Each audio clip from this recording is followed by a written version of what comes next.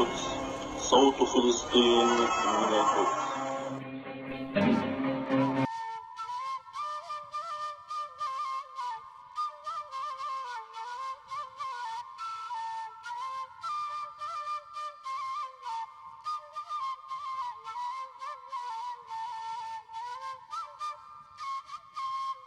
هنا القدس صوت فلسطين من القدس.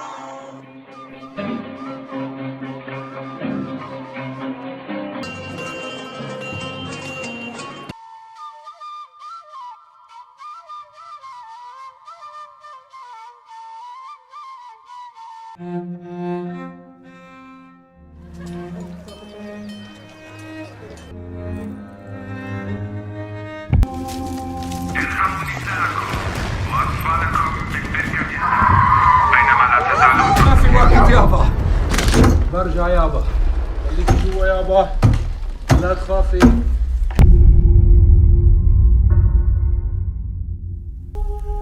أيها يا فريدة رأس الزينة أيها تغمس وانت معي يا أدوني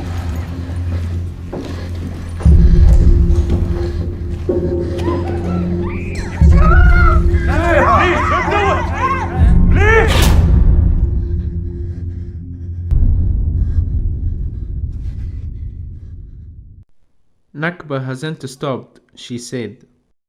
Nakba, a phrase that refers to the eviction of hundreds of thousands of Palestinians before the creation of the State of Israel in 1948. Zionist militias seriously planned and carried out these acts in order to take Palestinian land. Nearly 75% of the Palestinian population was ethnically cleansed from Palestine in order for Israel to be a country. And more than 400 Palestinian villages were destroyed, according to a series of tweets from IMEU. Millions of Nakba catastrophe survivors and their descendants are still living in refugee camps in the West Bank, Gaza, and surrounding Arab nations.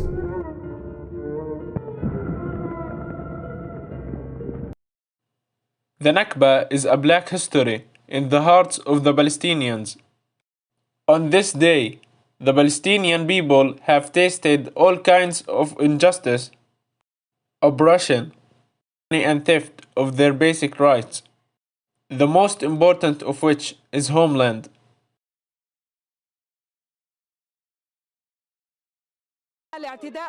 The Israeli authorities are also continuing the chapters of the crime of the Nakba of the Palestinian people by intensifying the seizure of more and more Arab lands, especially in the Negev region.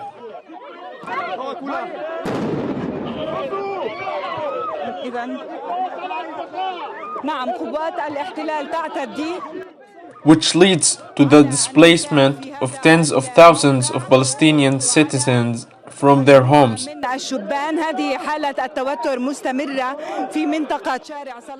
It is also working to develop Jewish settlement projects in historic Palestinian cities,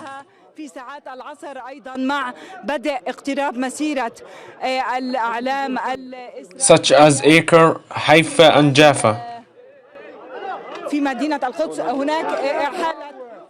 with the aim of emptying these cities of their Palestinian residents.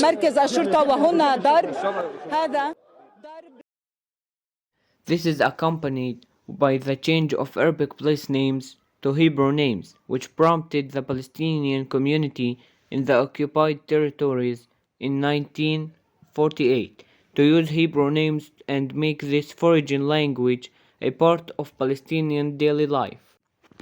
This policy has caused people to forget the names of Palestinian places and their history, and what is more dangerous is the unconscious use of these terms, that they were Palestinian areas whose people were displaced and had an Arab name, and a Palestinian history. This may seem a trivial matter compared to the daily repression practiced by Israel, but in fact it's at the heart of the conflict. The rights of Palestinian citizens were denied, and they were transformed from right holders and owners of their land to refugees in many Arab countries. The group thanked Talib on Twitter for bringing attention to this reality and highlighting the suffering and injustice Palestinians have faced. But wait, who is Rashida Tlaib?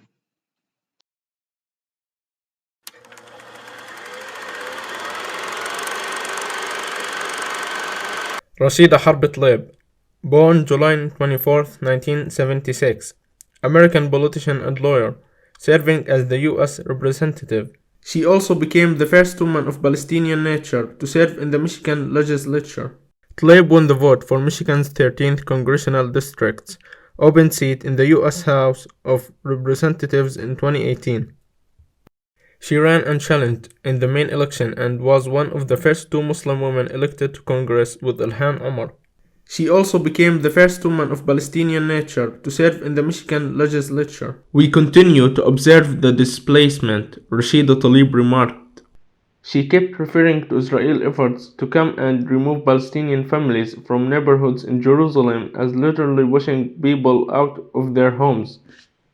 Homes where they lived in generations and from their own homeland. The impact on people when that happens, the impact on their children, their family, it's so essential. Because many of my colleagues don't even know what the word Nakba means, Talib said. I want them to understand what the Palestine freedom movement is about. What the human rights for Palestinians is really about. And it means understanding the history of what has done to Palestinians since 1948. The seeker of justice. Rashida gained knowledge about justice and resilience. She fights for racial, social, and economic justice as the speaker for Michigan's congressional district. Rashida rejects corporate-backed money in favor of a grassroots movement of supporters who share her goals for equal pay and benefits for all, including investment in underserved communities, a fair and green economy that solves the climate problem and returns people to work.